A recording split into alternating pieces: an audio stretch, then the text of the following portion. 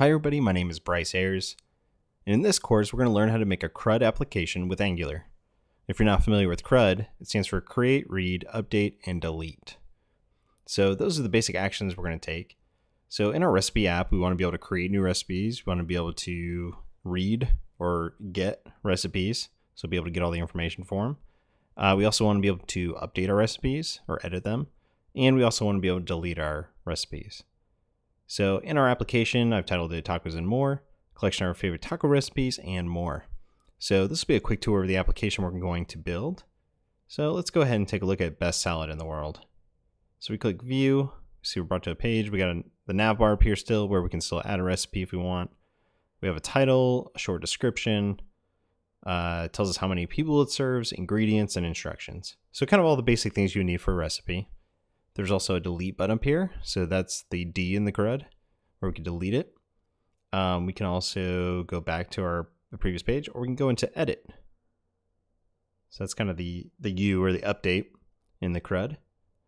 So we can say best salad in, let's see, USA.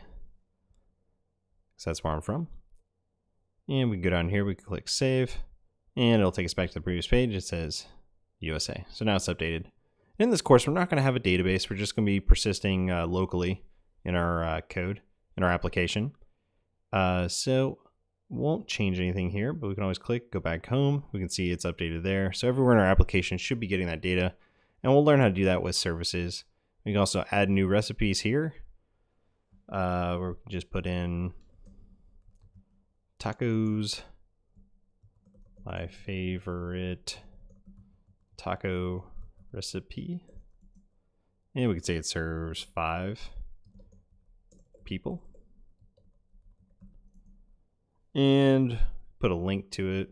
I'm just going to host these locally here, so it's in our assets directory, but this could be an HTTP link to anywhere on the internet. And I'll use the cookies image I already have here.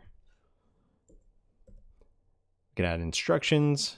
So let's say a basic instruction would be get taco shells. We can click add. There's another one. Add taco meat